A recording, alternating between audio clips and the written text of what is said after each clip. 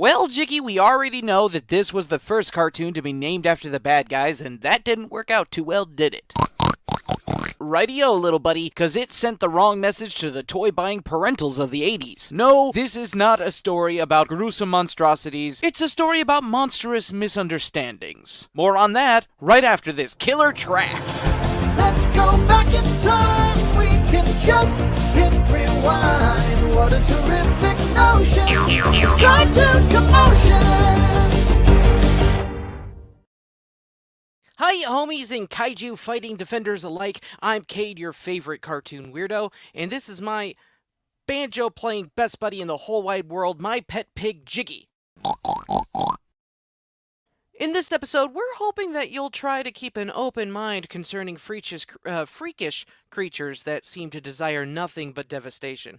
Together, Jiggy and I rewind to the tunes of yesterday in the 80s and 90s for a brand new perspective in your life nowadays. If you're listening to this on the audio-only version, we actually stream live 2 times a month on Facebook and YouTube, so you gotta subscribe and or follow if you'd like to keep up with the commotion. In case you didn't know, those are easy and free ways to support this show. And if you're here at all, no matter when watching, like the video. It's nice to know that you came by. Even if you don't have much to say, but of course, if you do have a lot to say, there's also a comment section. A quick tap of that little thumb on whatever platform you're on is just a nice way of saying hiya right back to us. So thanks for being here, friends. We appreciate you, and we make this show for you. Quick shout out, I've got something to share with you guys. If you're on the video version, you're going to be able to see this. If not, check out my Facebook page. Then you'll actually be able to see this picture, okay? I got sent to me this past week. Okay, so just so you know, this person wants to be anonymous, I guess. But it's so cool. I got a custom pop figure made of my avatar, the cartoon version of myself, and Jiggy, my pig. Isn't it amazing? He's got a little banjo and everything. And the colors are all right, just perfect, and it looks like it came in a real pop box. I'm gonna get like a hard plastic shell, one of those super pop protectors. It's got like a normal pop protector on it, but I want to make sure it's like totally secure, because this is a custom figure, man. Like, I feel like I really made it with this guy. Like I feel like to have a super fan willing to send me a figure like this is just awesome. Full disclosure, we had a little Facebook technicality, so I'm not sure. A technical issue. So I'm not sure exactly how many people they had to jump out of here. Um, they had to dip out, and they didn't know that we were still live. But we did. We're back. Facebook just wanted to give us some technical difficulties, and that happens now and then. So I hope people are catching the stream, and you can come in and join us at any time in the live chat. We'll get to that in just 1 minute, but real quick, we are brought to you by the fine folks of the Cereal Box Network. They go live every Saturday with their Back of the Cereal Box show, and their network is just full of shows that are getting better and better all of the time. So thank you so much for hosting Cartoon Commotion, guys. You guys rock. And, yep, like I said, we do have a live chat, and there are some people in the chat. Hiya, friends. Hiya, Callie. I'm here. Whoop. Hiya, Julian. J-Man. Hello. Callie's here. That is so cool. Julian says, hey, that's neat.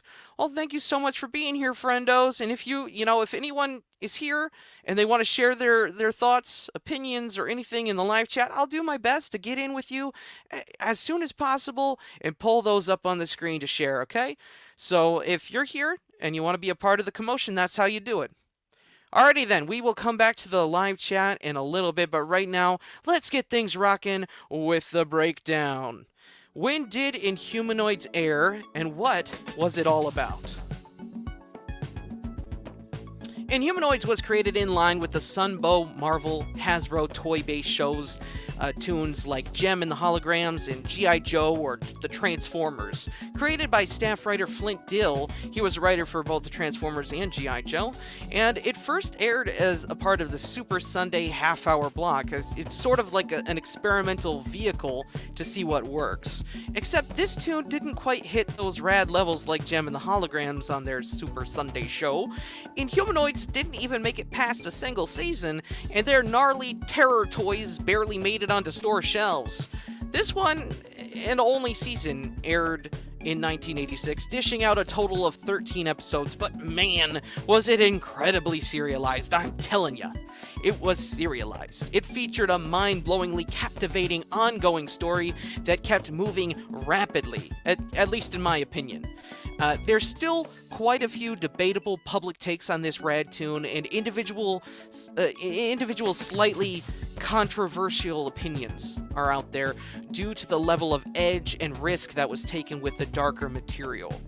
In 3 parts, we're going to clear up what exactly this forgotten cartoon had to offer, what caused it to flop so hard, and we'll even tackle some of those more sour perspectives on it. So buckle up, because we're about to get into part 1.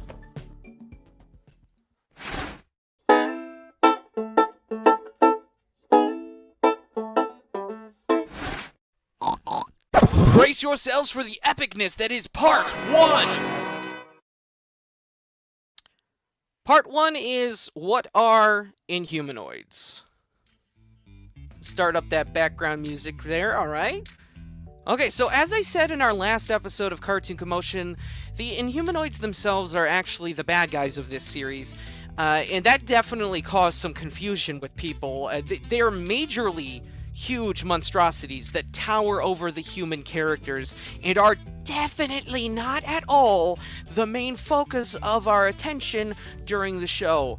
I mean, they do get plenty of screen time, but that doesn't mean that they're really the main characters, alright? This was the first ever cartoon to be named after the baddies, but just like Skeleton Warriors after it, I think it was more about marketability than anything. The names were way cooler and way more catchy sounding, and you could sell that. I mean, in Skeleton Warriors, Legion of Light, that couldn't sell action figures like the pure radness of that name, Skeleton Warriors. Come on.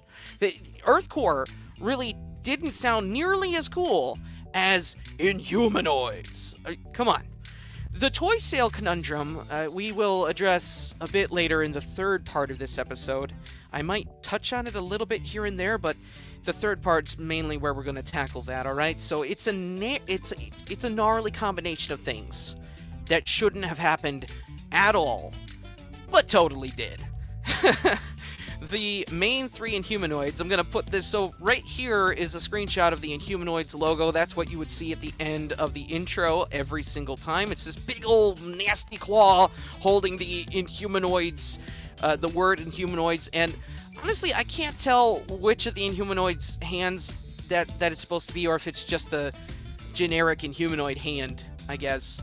We'll get back to that, probably. Alright, so the first of the Inhumanoids was their leader, Metlar.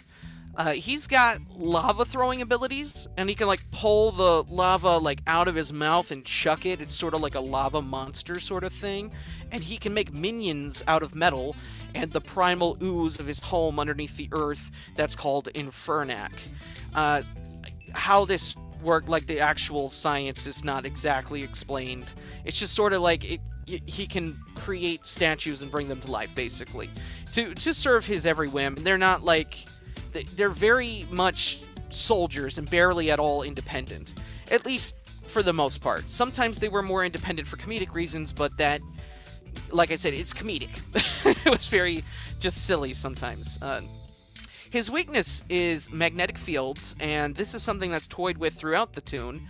I actually liked that some episodes used this to handle scientific problems that almost felt possible. Like, magnetic fields affected the Earth above as they were messed up under the Earth.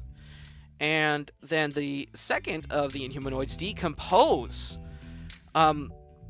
He's very much like a giant zombie dino-headed creature. How do I describe this? His name perfectly fits his revolting appearance, Decompose. The right-hand freak of the Inhumanoids. He can create zombie warriors, much like Metlar can create statue warriors, and his only weakness is sunlight. I say that like it's like kind of not a big deal. His only weakness is sunlight, but it makes it seem more menacing, right? The only weakness he has is the burn of the sun. and it burns his flesh, which I think actually would be an improvement, honestly, in this game. You can see in the slideshow here, but that's not the point. It would probably eventually harm him, so he's complained about it on many occasions. And thirdly, Tendril, a plant-based creature that could split himself into smaller versions of himself if he's attacked or wounded. So like if he was sliced off, a part of him would grow kind of like a plant and form an entirely new version of himself. He's actually, there's been like multiple tendrils. I'm not even sure if the first tendril is technically the one we end up with at the end of the series. It's kind of hard for me to tell. So, he's like a majorly overpowered weed creature that can crush an entire building and cars in his tentacle-like vines. Otherwise, I'm guessing his weakness is being slightly dumber than the other two. Okay, so besides these main three, there were like 2 other Inhumanoids introduced later on in the series. I think it was primarily for toys because they didn't actually affect the series events, the events that transpired very much. There was Slither, a giant snake man, and another one that came in with a ferocious appetite, but he had a very difficult to pronounce name. That guy came in like episode 9, and I feel like that's when more of the grossest stuff started to happen. I did not care much for that. Alright, we got another slide here. This is actually Slither. This is what Slither looked like. I did not find him to be at all formidable.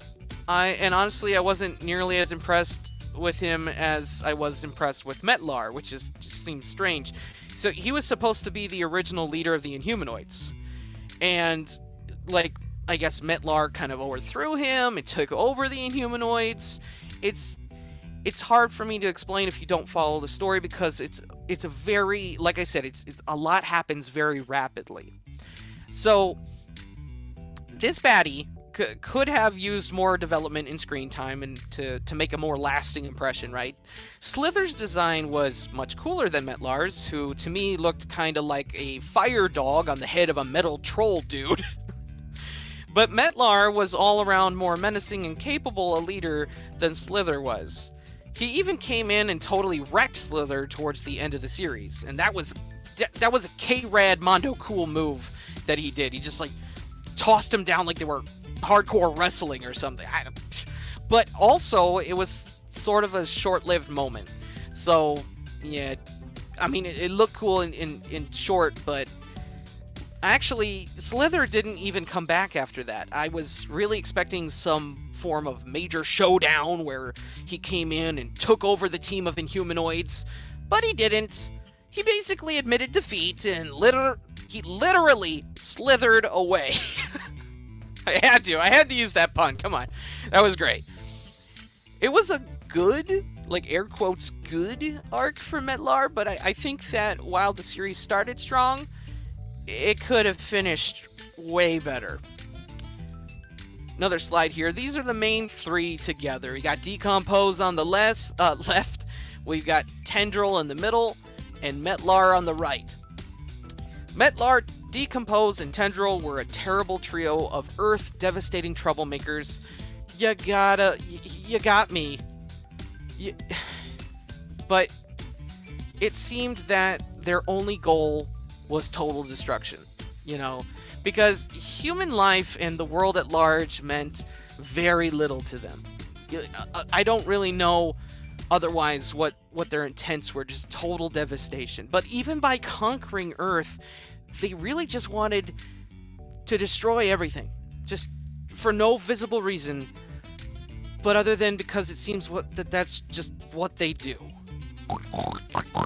No, right on, little buddy. Yeah, I guess that is just the way of any giant monster, but you gotta admire their complexities too. Like, apparently they were all slaves once, and then, or Metlar was basically the only slave that I know of from the series. And then, they tried to take over. I know for a fact that Metlar was actually Slither's personal slave, and I actually kind of felt bad about that.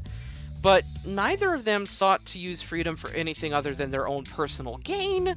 So, in freedom, he wasn't any better than as a slave.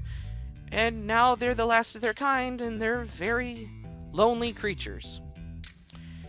This is a picture of Tendril, and he's like kind of hunched over sad. This is in episode 11, Primal Passions. Derek Bright has Liquidator spray the Inhumanoids. And you're going to learn about these characters in a minute, but I just wanted to focus in on the Inhumanoids here. He has them spray the Inhumanoids with a strange substance that was supposed to stop them, but instead it made them lovesick puppies in search of a female creature of some kind to become their mate. It's really sad, because when the Earth Corps team freed the hostages that these beasts took, they cried out with such bitter, painful loneliness that you could actually feel for them. Tendril was especially sad here. But, I cannot stress enough that this doesn't really excuse them from their current or general evil ways. It's just fantastic depth that goes beyond the typical giant monster background. I mean, normally it's just stomp, stomp, stomp, crush, crush, crush, but these guys were made a bit more human with their history, and I think that that's a little bit more interesting than what we normally get with a monster's backstory. Am I wrong? I don't think so. There's much more actual story here. Story to find yourself invested in. So much so that it becomes actually kind of overwhelming to me as we near the finish of the 13-episode storyline. I think Flint Dill kind of crammed things in as it was wrapping up, and, understandably so, because it's like we're nearing a point where we have a cutoff, we're done. They're probably gonna pull the plug on this thing. Let's just throw it all in. But what I love about these one-season flops is that there's always a definite short-lived story to follow. It's just that this Toon story did go practically everywhere. It had kaiju, mythical creatures that live under the earth and in the forest, dark arts practicing pure evil industrialists, and madmen.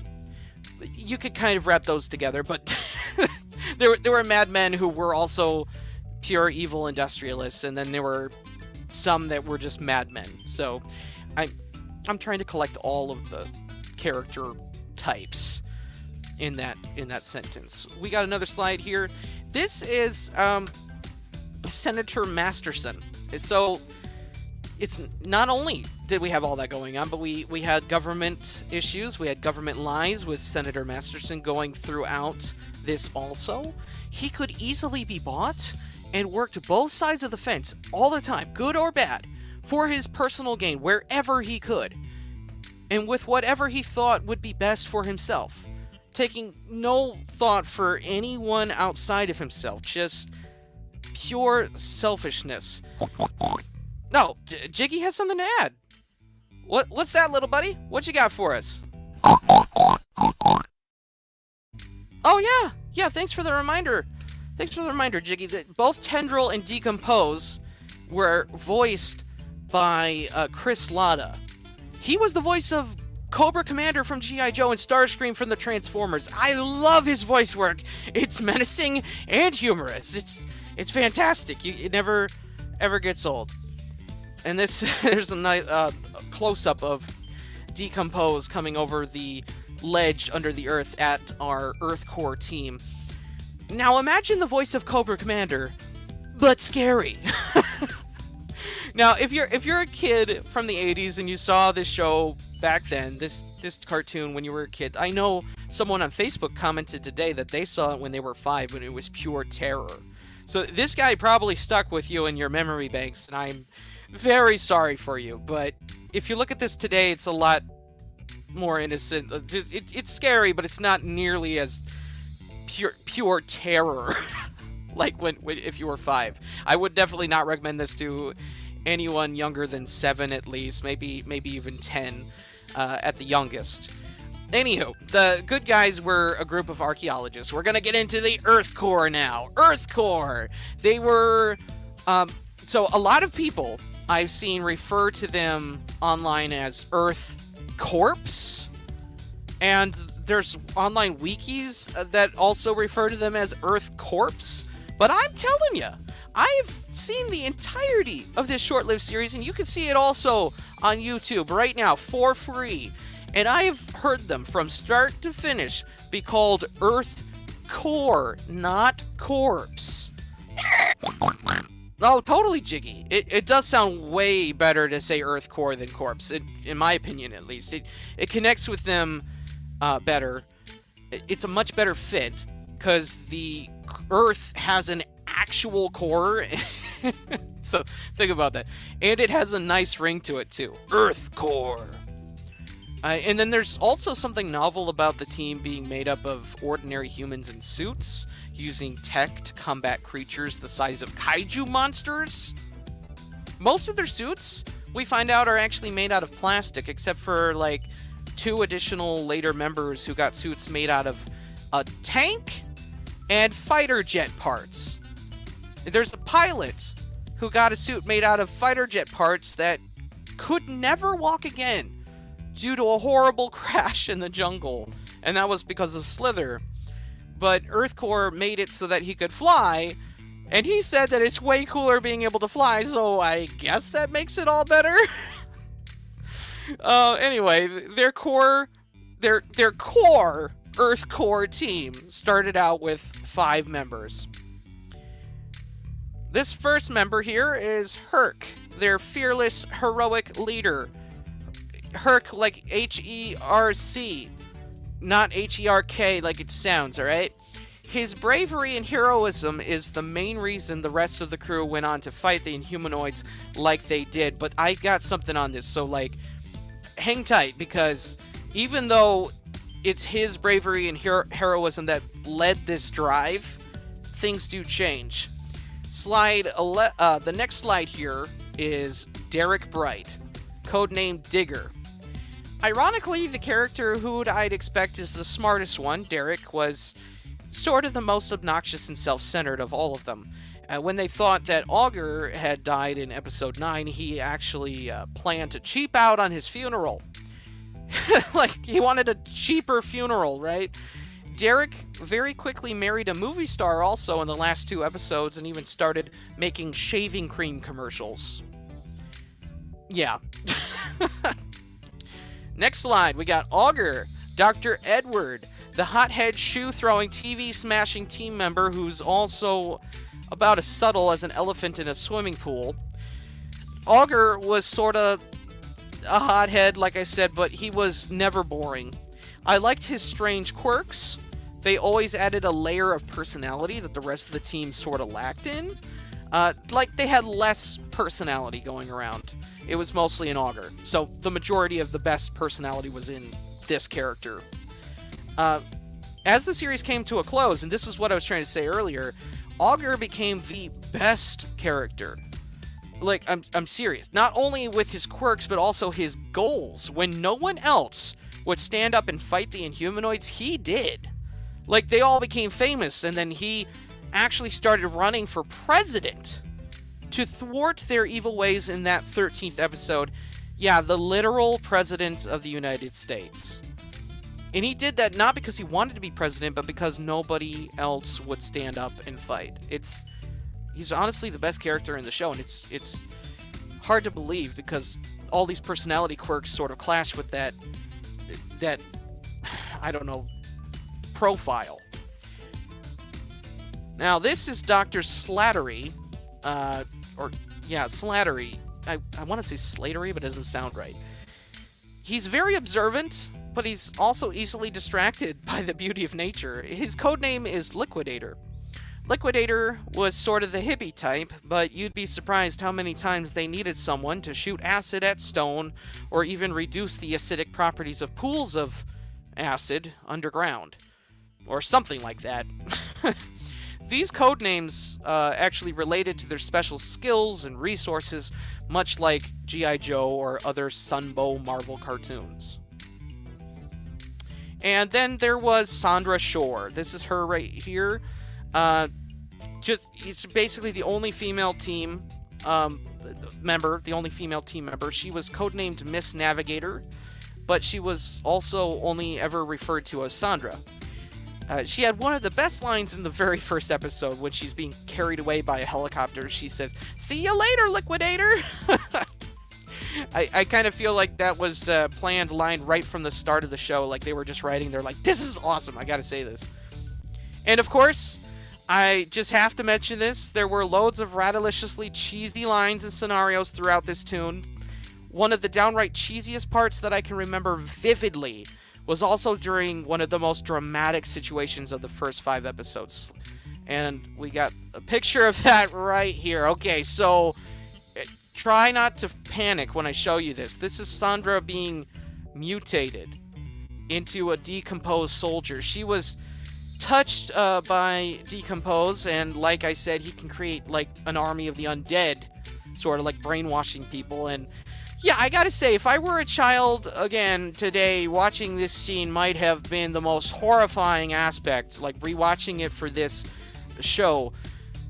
This might have been the most horrifying aspect of the cartoon to me. This mutation right here was incredibly traumatizing. So that 5-year-old girl, like that Facebook comment of the person who was 5 when they saw this, yeah, I can understand. If you saw this, that is grody to the max right there. That is grody to the max. I'd rather move on from that ASAP. But it added conflict of interest to the next couple episodes. One of their own, the woman who was providing their much-needed funding after the government cut them loose, was turned into a monstrous brainwashed zombified goon. So this scene was paired with the cheesiest remarks, right? One of the guys was like, "Now how's she gonna get a date with a face like that?" Sheesh, guys, have you no dignity at all? But anyway, this freakish mutation unfortunately happened again much later on. No, it's not this slide here. That's just a to be continued screen, but the one before that I don't want to look at. So early on in the miniseries to the tune, and then it also happened again during the events of Primal Passions. And she's gonna need a lot of therapy after this, I'm just saying. And it's sort of strange how she was the only one of the team to ever be mutated. Oh, I think Jiggy, yeah, you're right. You're right, Jiggy. Let's go ahead and jump into the live chat. We got a lot of comments here. How you doing, guys? Whoa. Okay, Fanatic Forum, George Bueller, what up, Toon Dudes? Hiya, Fanatic Forum. Glad you're here. Mr. B-Man, maybe with the creators... maybe the creators could have come up with a cooler name for the good guys? It's a possibility, but it's sort of like a monster movie, so I don't hate that. Fanatic Forum says, I thought the design of these creatures were great. Yeah, in the animated series, definitely. Superhero Strider says, yo, dude! Hiya, Superhero Strider! Fun fact, if zombies were real, this is what he says, they could be destroyed from the sun. Oh. That's interesting. Callie says, Mad Men. Okay. I don't know what that means. Mr. B-Man says, we really value Jiggy's take on shows. Well, thank you so... Jiggy values you. Yeah. He just wanted to remind you. He values you, too. Sherry Edgen says, hey, Sherry's in the house. How's Jiggy doing today? Love your thoughts on one of my faves of the 80s. She sent some emojis. Thank you. Callie says, Decompose has scary teeth. Yes, he does. Well, it's kind of like a giant skull head thing. It's kind of like a bird head. I don't know. I really don't know how to describe his head. She also says, I remember watching every Sunday along with Gem and the Holograms. Good times, good times. Great hearing your insights on such a short-lived gem. Well, it is a really good show. It's better than it seems even on this surface level. We got some more to discuss here though, so hang tight. There's a little bit more to go over. We're only just now getting through part 1. Phonetic Form says Liquidator also loves a sail. Yes, which episode was that? I remember him saying that. George, you got to remind me which episode that happened in because I need to find a clip of that. I do remember that. That was funny. All right, thanks bunches to everyone being here live on Facebook and YouTube. I know that I say it quite often, but you guys really do put the commotion in Cartoon Commotion. So keep those comments coming, and we'll get back to the chat in just a little bit. Don't think I'm ignoring you either. I have a lot of content to go over here before I get back to the chat. So stick around, and we'll be back around for you. All right? Now this is a picture of the TV at their, I guess you could call it their home base. And as you can see, there's a loafer shoe being tossed and shattering the TV screen. And you might have remembered I actually mentioned this just a little bit earlier. So at times this tune almost hit those parody-ish levels with the way the characters joked about what was going on around them. And Augur was a favorite character of mine. He would frequently break their TV set by throwing something at it when he got mad. It was typically his shoe, and it was also typically at the reporter Hector Ramirez for who knows what.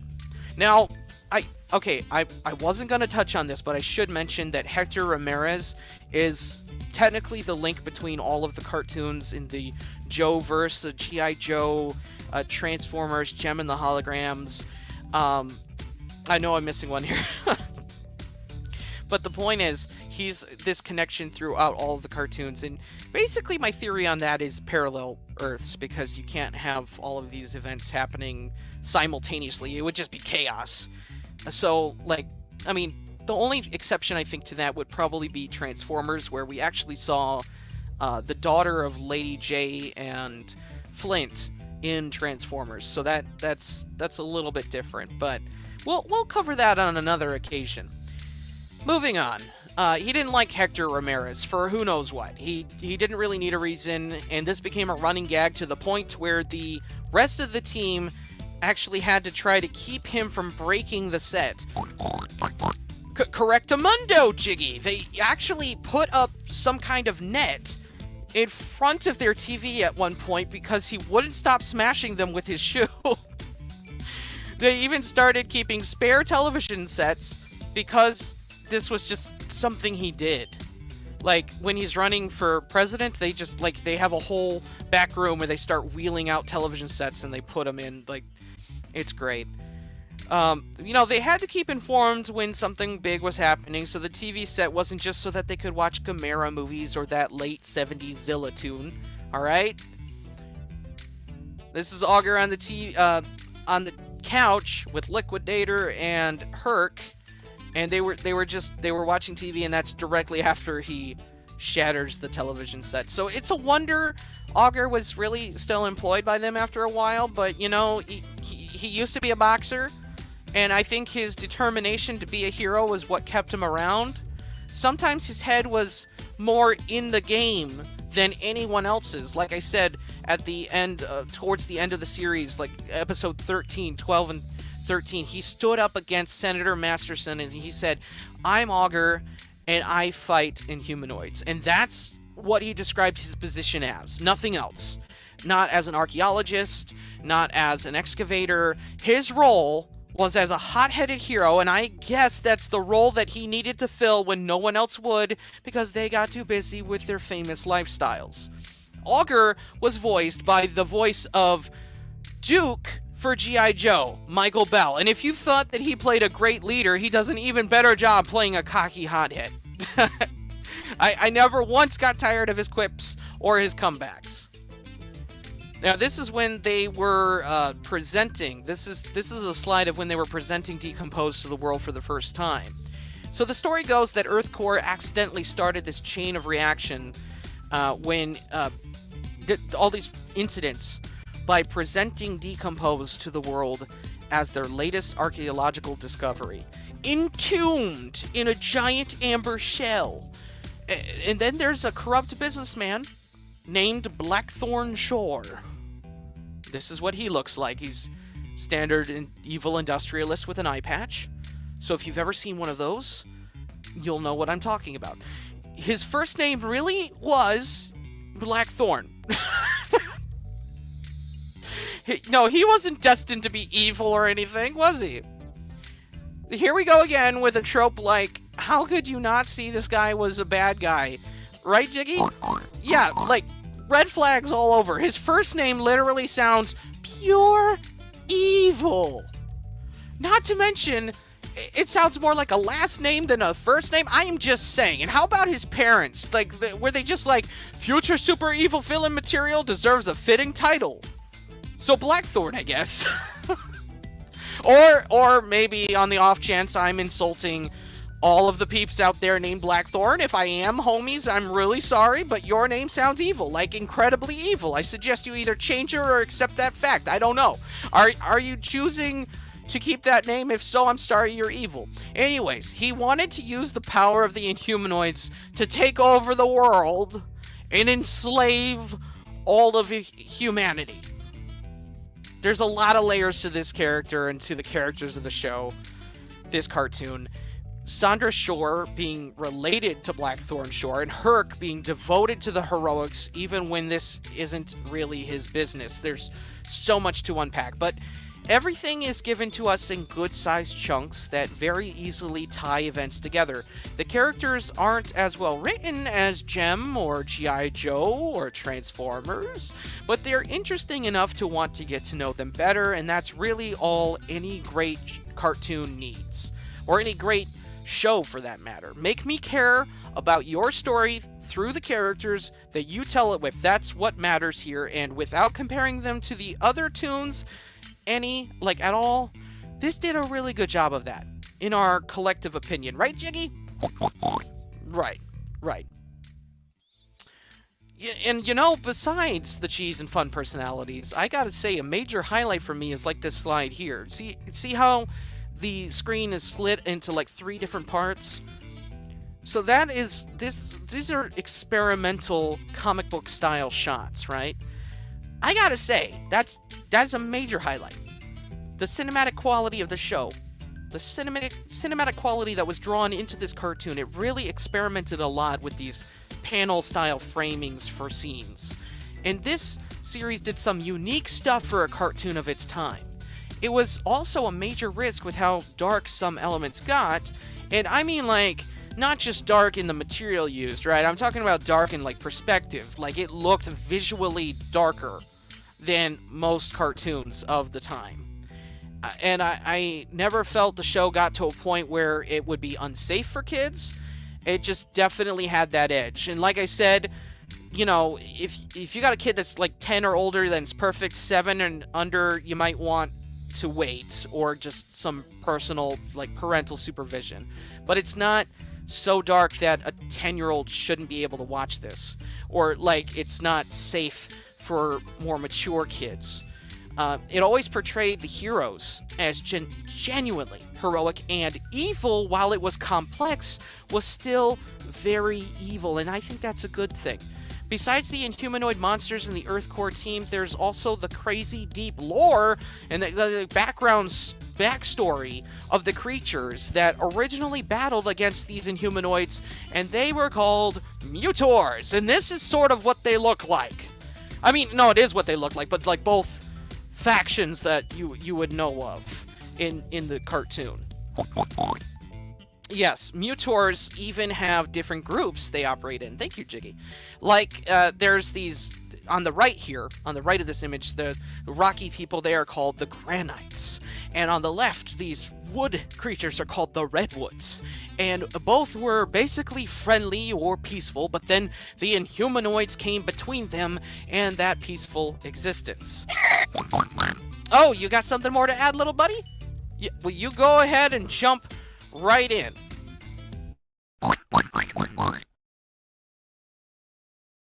Oh yeah, those Mutor dudes didn't really like the humans at first at all.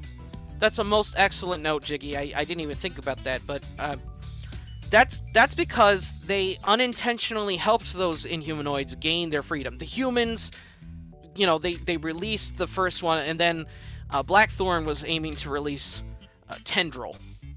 So they helped them by freeing and releasing Decompose, but eventually they did stop calling them flesh slugs when they realized that the humans were helping the Mutors, in the fight to recapture them, the Inhumanoids, and save planet Earth from destruction. Well, I think they would occasionally call them flesh slugs after that, but more often they were referred to as humans because they did earn their respect. There's so many layered connections formed in this cartoon, and you would... various events to follow as the story develops that you would have to keep a notebook just to keep up with it. The ending felt majorly rushed, as I mentioned earlier. Flint Dill just throwing things in, they were being rapidly added, and it felt like they were due to needing more time, and that's just how I saw it, okay? There wasn't enough time near the finish of the story to absorb all of this info. Stuff was happening that didn't even seem to matter anymore. Like the big baddie Slither in this picture here, got a chain on Metlar's neck. He was introduced as a slave master over Metlar, like I mentioned earlier, from his past, and it was just like a flashback moment where the Mutors, the Redwoods, are explaining to Earthcore that this happened in the past, and it was just so weirdly done. Like, in the last two short bursts of the cartoon, all of a sudden it's like we're supposed to care about Metlar, and then Slither was supposed to be the best of them all, and as I said earlier, he's easily defeated by Metlar in one act of combat. After that, he's never seen again.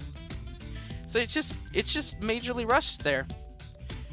But at least most of the core things are presented to us in the first miniseries introduction.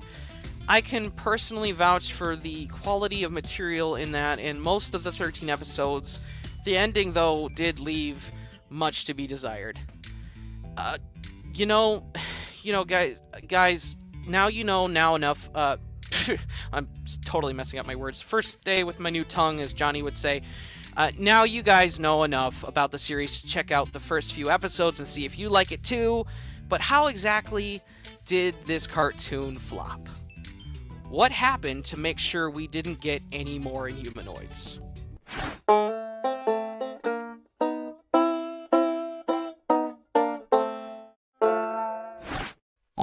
Oh, so you thought that was all we were gonna do? Now it's time for part 2. The total bummer of the truth is that practically no stores wanted to stock the Inhumanoid figures. This is the major flopping of Inhumanoids, part 2 of our Inhumanoids retrospective, and hardly anyone was able to collect them because of this, actually making them, ironically, collector gold nowadays. I'm going to repeat that one more time, just in case you didn't catch that. The truth, the bummer of the truth is that no stores, barely any stores, wanted to carry the Inhumanoid figures, or stock them on their shelves, as one would say. Hardly anyone was able to pick them up, collect them, play with them. Very few people own them today, and are actually searching for them despite their appearance, making them ironic collector gold. I've seen some peeps sharing these Inhumanoid figures on the platform formerly known as Twitter, and hopefully that joke doesn't age very well. Either way, the point is that there are collectors out there, and at least a few dozen people or more are pretty nostalgic for these guys. They are grotesque and freaky, but they were part of their childhood, and that was enough for them.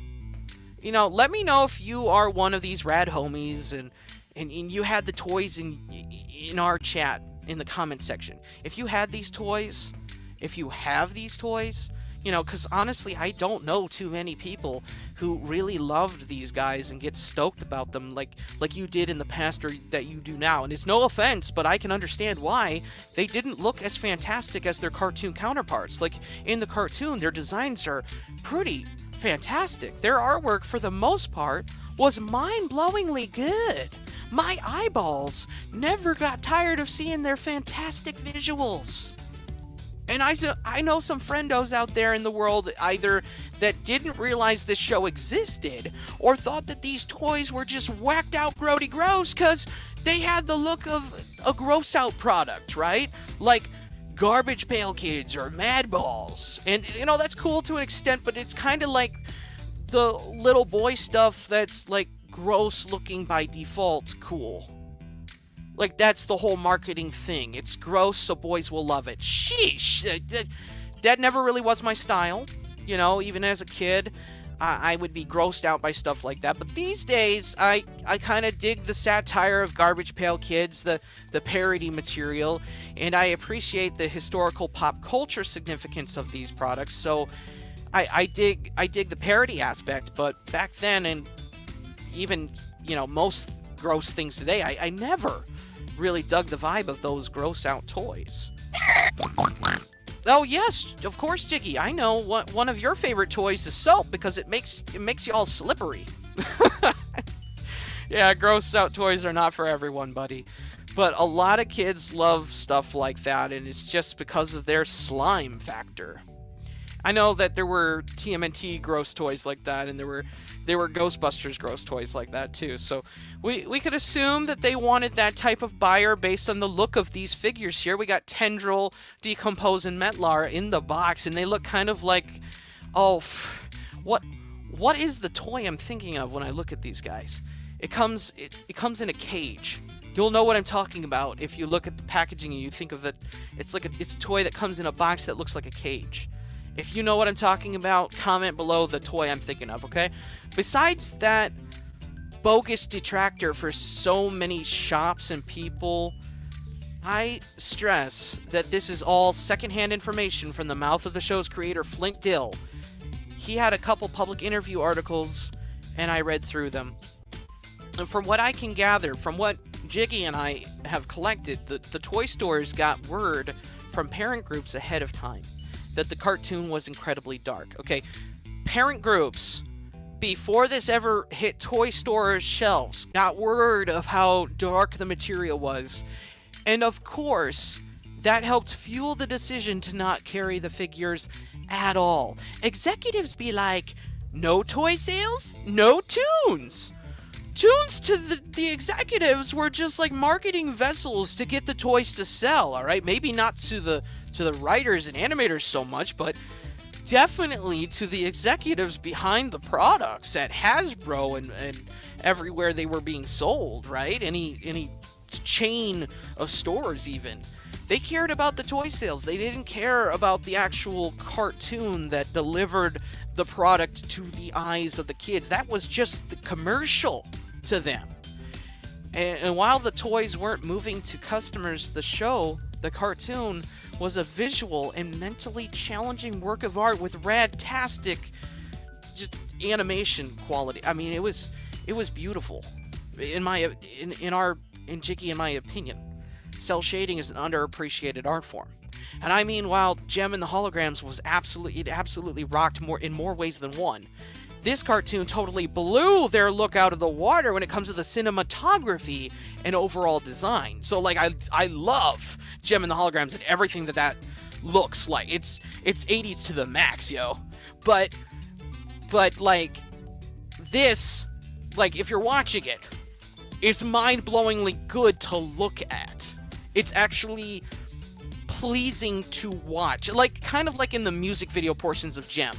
But, like, imagine that sort of visual style just never ends. Like, from the beginning to the end. There's all kinds of, like, effects and movement and camera angles, and it's mind-blowingly good. The eerie and exciting and downright epic design of this series was the product. The actual product as far as we are concerned. Right, Jiggy? Yeah, I wouldn't probably buy the figures either, probably. No. I might... No, probably not. I would definitely buy the cartoon if it was truly available on disc or something, but I would not be compelled to buy them apart from the cartoon. The trouble is that this that's just not how it works. Like I said, the toys had to sell if this cartoon, this work of art was going to keep going, and there was too much keeping them from doing that. So I guess we should just be happy to have these 13 episodes. It's been a hot minute. Let's check in with our homies in the live chat and see what's been happening. All right. Fanatic Forum, George actually said, I don't. Oh, you were thinking about like a liquidation sale, like being, that was your liquidator joke. I just clicked. It just clicked in my brain. Man. Superhero Strider says, also, Season 3 writers of Gargoyles did Mummies Alive. That's interesting. I did not know that. Julian says, Blackthorn, that is a little bit on the nose. Yes, it is, J-Man. Yes, it is. And Mr. B-Man comes in right after him. He says, people need to embrace the destiny of their evil names. Yes, anyone out there with the name Blackthorn, please, don't be shy. Post on social media. Proclaim your evil title. And tag Cartoon Commotion. That'd be funny. Like, if anyone ever listening or watching this show has the name Blackthorn, I would actually be kind of offended that they didn't tag me in it. Please do. Superhero Strider says, Shadow Raiders also suffers the same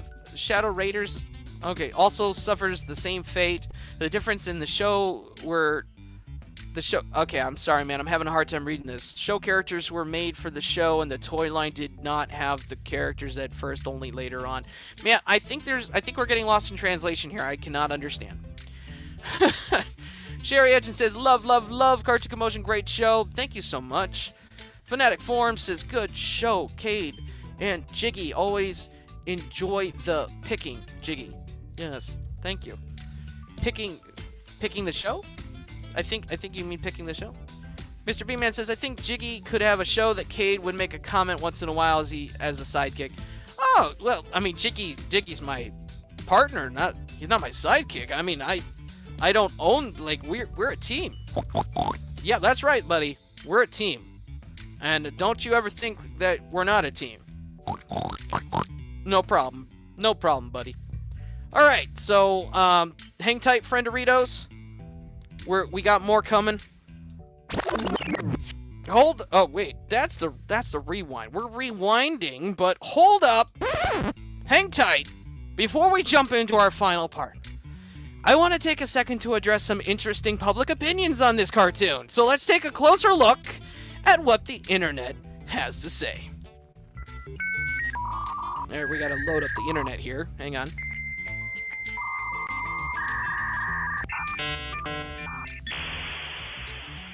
There we go! My supercomputer Yolanda has the first article up on my end. I didn't get screenshots of all these articles. I'm just gonna read them off and make commentary. It's gonna be some fun. So if you guys got comments on these articles, drop them in the live chat, and I'll try to incorporate that as I go. So, all right, this is the first article. We're diving into the archives with a trip back in time here. Some of these are actually from 2005. I'm not going to say who said this or where these are from, because I'm not looking for a debate here. I just want to compare notes, all right? First up, we have a review. This is what he says. Once upon a time, when television was still square... Okay. You know, I can't really tell if this guy is saying that the television show... The television itself was in the shape of a square, or if he was saying it was actually square as in lame. But my guess is that he's saying it's lame. But, you know, back then, TVs were more box-like, so it could mean either thing, really. He goes on to say, a wise man came up with an ingenious way to market new toys. Weekly cartoon series that would showcase entire ranges of toys. Okay, that's not exactly how this particular cartoon happened, but it's okay to miss some of the details. He continues to say, with the characters regularly engaged in the kind of battles that children would recreate in their bedrooms. Okay, so I think he's referring to this like how He-Man works, because that's sort of the idea. But he keeps going. Instead of paying the networks to screen adverts, the networks would pay them for 20 minutes of schedule filler. Oh, yes, Jiggy. Please interrupt, because I think I know what you're about to say, and it really needs to be said.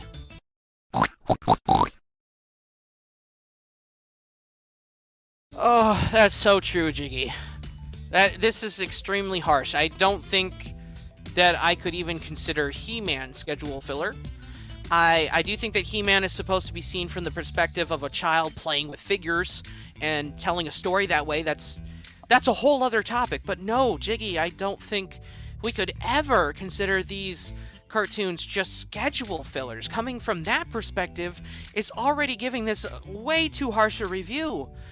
Toys even still had commercials, so this perspective is mind-numbingly ignorant. Exactamundo, little buddy. Everybody, anybody could look at nearly any 80s cartoon this way, and you've got to get that out of your head right away when you're talking about these cartoons.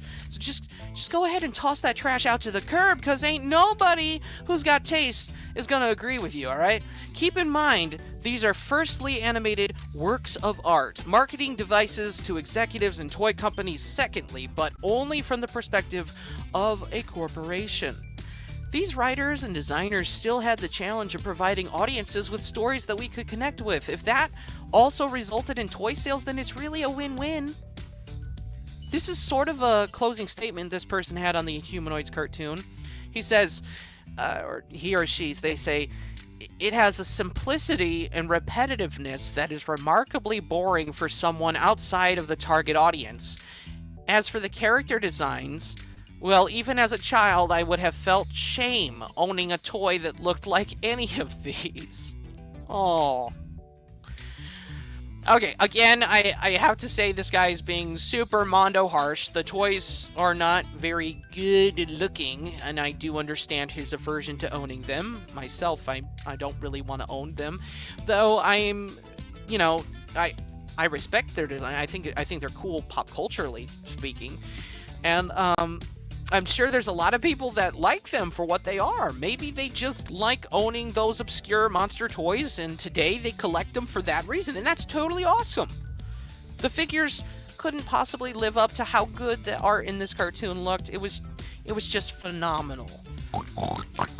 Yes, as for the simplicity and repetitiveness, what was he watching? This cartoon was so beyond simplicity. A lot was happening all of the time, like I was telling all of you just a little bit ago. So much was happening that you had a hard time keeping track. I really liked that we got this in bite-sized chunks rather than all together at once, but, I guess if you're watching this during the time it aired, then it may have been harder to follow, because the first 5 episodes, though, they sort of made up a movie. And originally these aired in 7-minute chunks, so there was a lot of unsolved cliffhangers for some people out there. If that is you, if you came in with the Sunday morning show, okay, for what I was going to say was, if that was you, check out YouTube, all right? It's on there. The Sunday morning show was the series, was the first part of this debut. It aired it in 7-minute chunks. Yeah, I didn't see it during that initial airing, so I don't know how that worked. You might, though. If you're watching this and you know, let me know. Good news, like I was saying, that's available on YouTube, just like Skeleton Warriors. It's available for free, the entire series.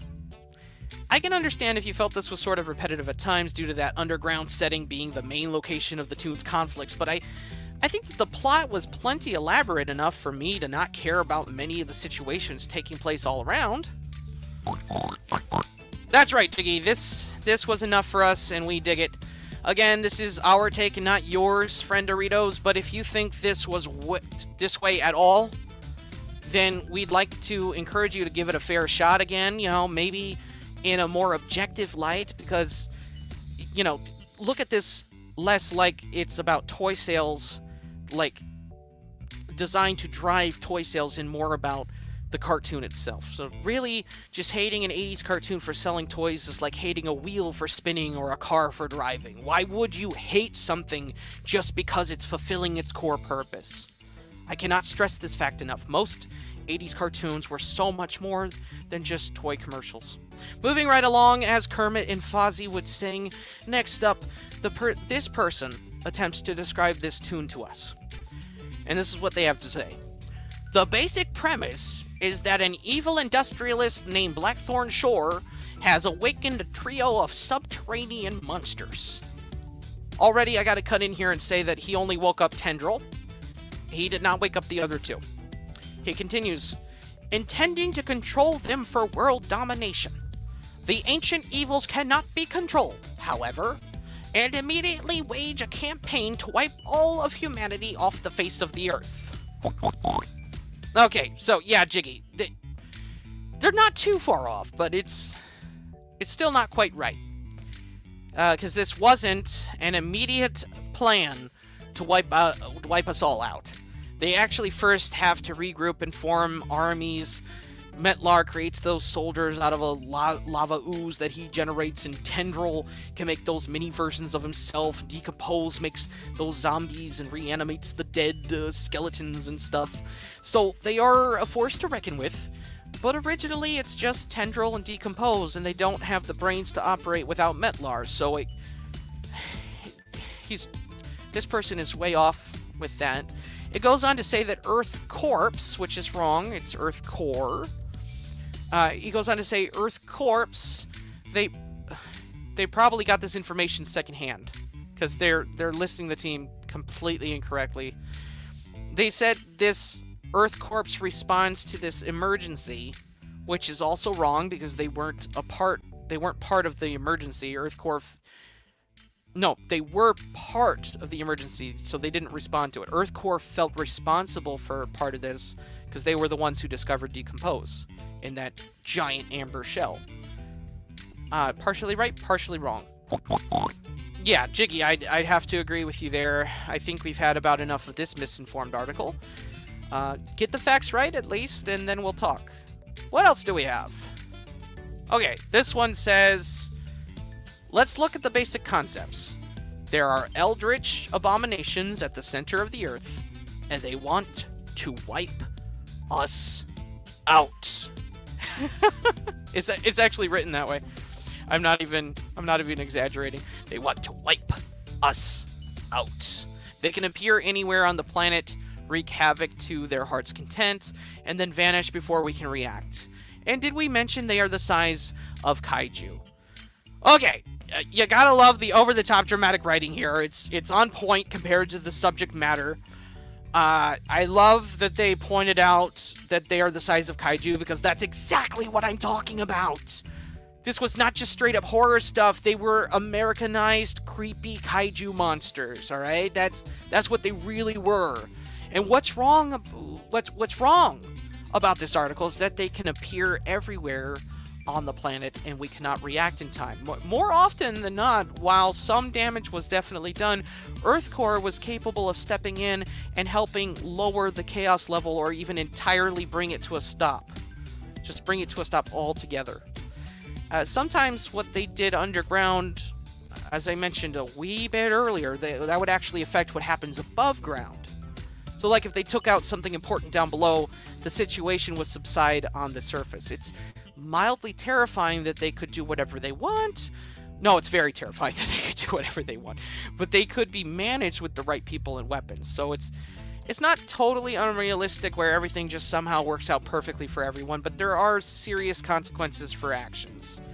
And yet, it's still a fantastic representation of good in the face of evil. Alrighty, just one more, and then we'll move along with the final part of our Inhumanoids episode. We'll tackle some more opinions real quick. Here we go. Right away, we have a huge error. Oh boy. It says the Inhumanoids was the story of Earth Core. I'm saying Earth Core. They said Earth Force. This one didn't even make the connection, the common mistake of calling them Earth Corpse. It called them Earth Force. Wow. That shows you just how well remembered this cartoon is. A group of government scientists in their fight against giant monsters discovered underground, dubbed Inhumanoids. the Earth Force had the help of sentient trees known as the redwoods and rock people called the granites. They were collectively known as mutors. The mutors had long ago sealed away the evil Inhumanoids, but now humans had disturbed the seals, and the ancient evil was waking up. Okay, so this person goes on to compare this to Lovecraft with Ancient Sleeping Evils. Not totally wrong. Flint Dill did take inspiration from Lovecraft, but you can tell that this person didn't do their research, because the Inhumanoids were mostly discovered underground, and Earth Force never named them. I'm sorry. I know. I meant to say Earth Core. Now they've got me doing it. I'm sorry, Jiggy. I'm embarrassed. Thank you, Jiggy. I'm so glad that you'll let that go. I didn't mean that.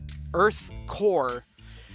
Now they've got me doing it. I'm so sorry. This article claims that they were dubbed the Inhumanoids by the people, by Earth Core, which isn't true. That was always their name as far back as they have ever existed. The one-sided opinion that this article took was that this animated series was not very creative or original. I think we can both totally disagree with that. Yeah, no. We totally disagree. I think that it took inspiration from various forms of entertainment like kaiju, and that, yeah, it had the Lovecraftian stuff, and it just merged them all together to create something very uniquely original. That's all we have for public opinions right now. That was a big segment. Thank you for bearing with me as we went through all of that.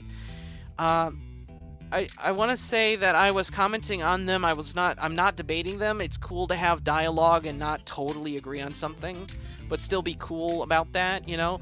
It helps us see new perspectives, and I hope that my commentaries were capable of giving some peeps out there a new way of looking at this series compared to the view that they already had on it. What's next, Jiggy? That's right. It's time to strum that banjo, that bodacious banjo, to get us into our final part of the episode.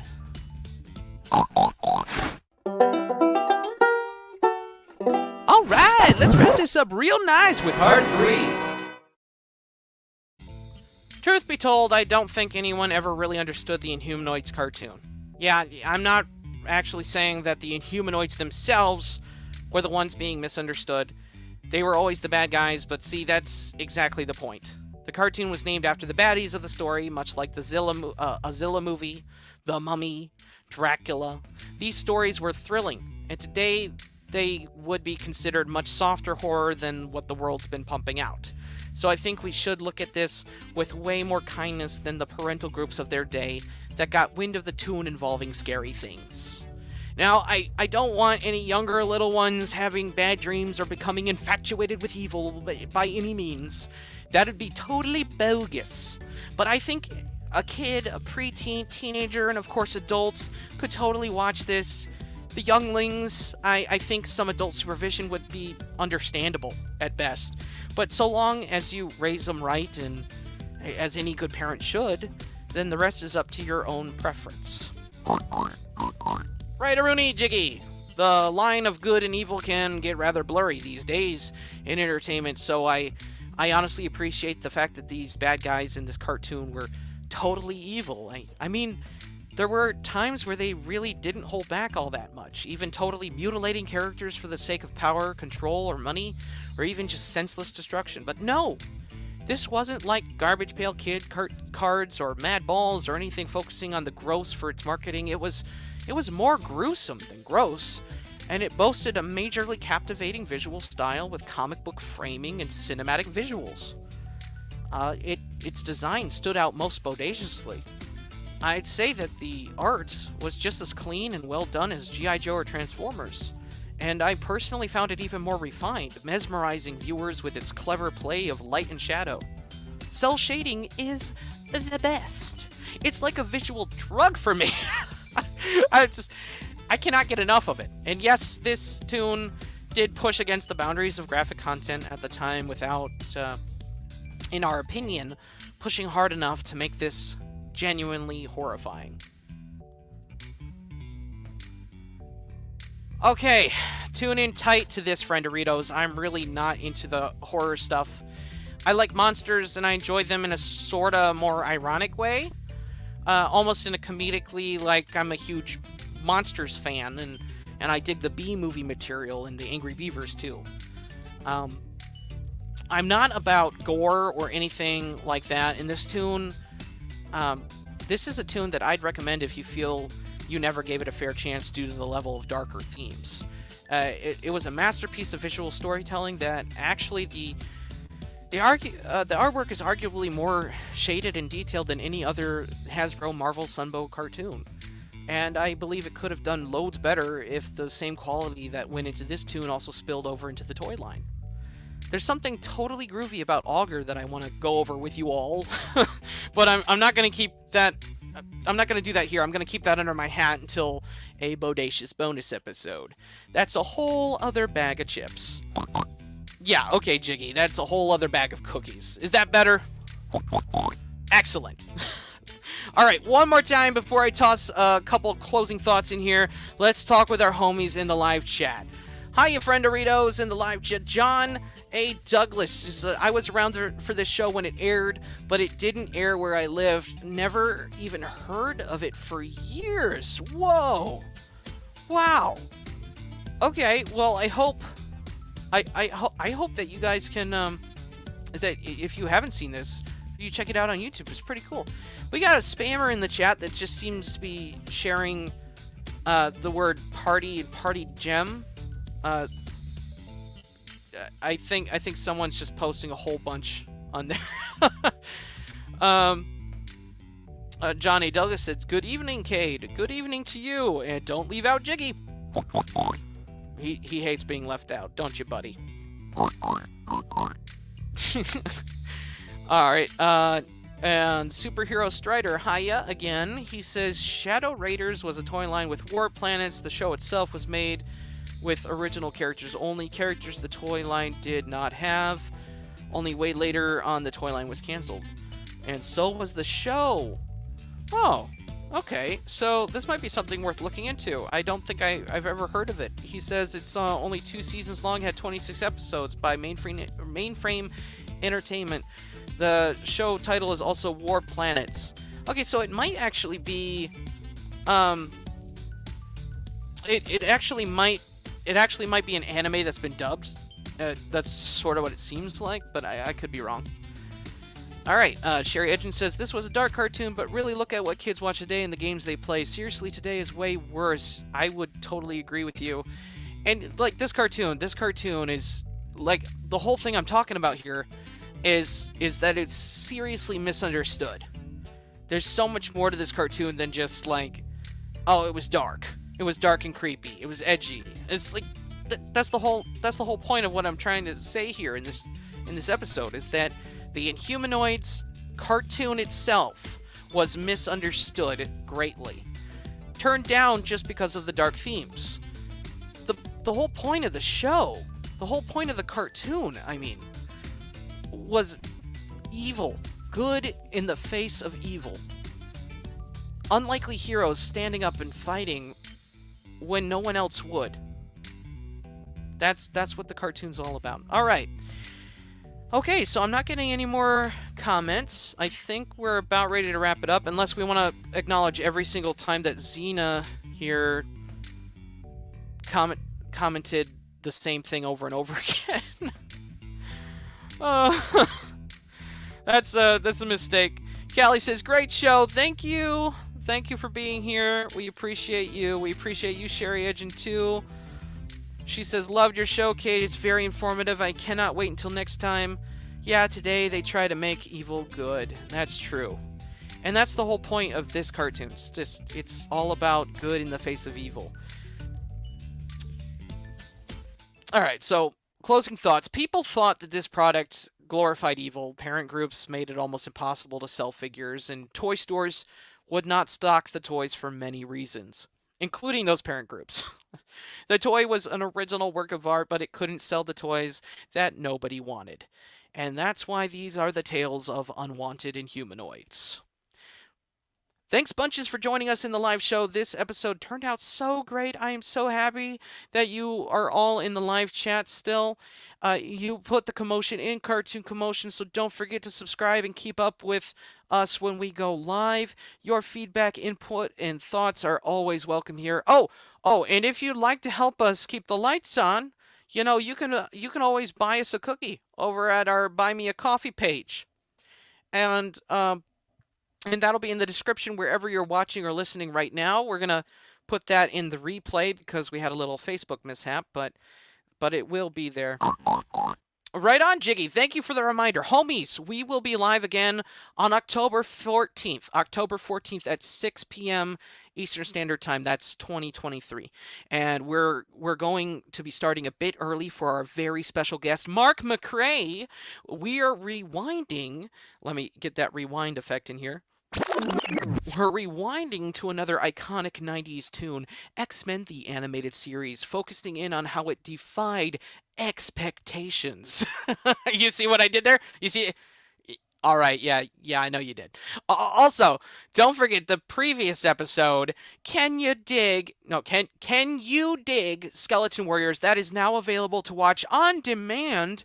If you passed on that one, it's worth a watch or listen to, because let me tell you, that cartoon had one of the greatest redemption stories I've ever had the pleasure of following. Grimskull is now one of my all-time favorite cartoon characters, and he only had 13 episodes to exist within, so go give that episode of Cartoon Commotion some love when you get the chance. Otherwise, until next time, keep Augur away from your television set, and keep it unreal. If you enjoyed the show, the only way it grows is if you share it with a homie, so they can know. Come join the commotion, Cartoon Commotion. Come join the commotion, yeah, Cartoon Commotion. Cookie shoutouts! Eric Grant, Carrie Cube, John Ellis, Legion of Comics, Marcia Sullivan, Sherry Edgett, Cade Utterback, and of course, ToySoccer.com. And just so you know, we are brought to you by the fine folks of the Cereal Box Network. CerealBoxNetwork.com. Lay us out, Jiggy.